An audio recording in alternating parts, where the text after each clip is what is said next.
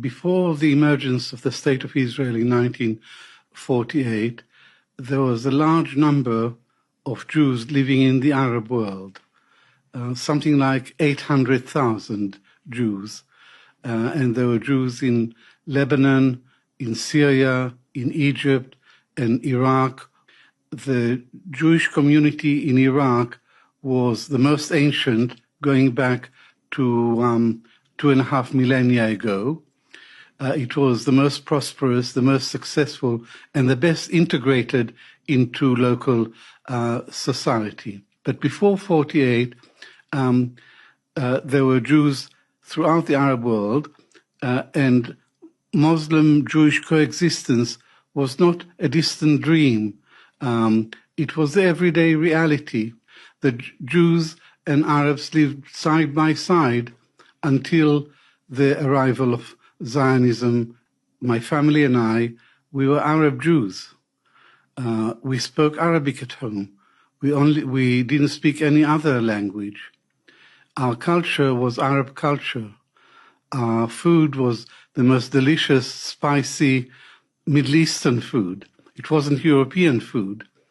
So in every sense of the word, we were Arab Jews. We Arab Jews had much more in common, linguistically and culturally, with non-Jews around us.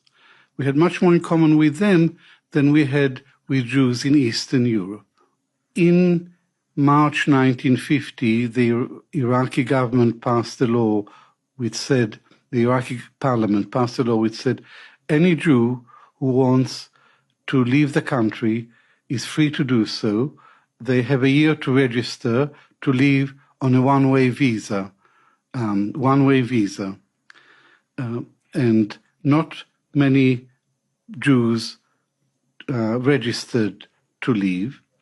And in the next year, 5 bombs exploded in Jewish premises in Baghdad, and that created a panic and that helped to precipitate the exodus to Israel.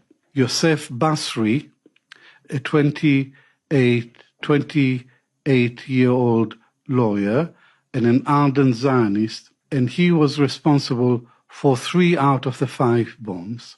Controller of Basri was an Israeli intelligence officer called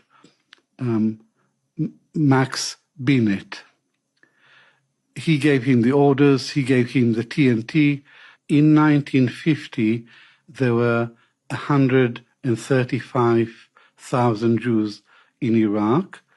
By the end of 1952, there were only about 10,000 Jews left in Iraq, and 125,000 Jews ended up in Israel. We left Iraq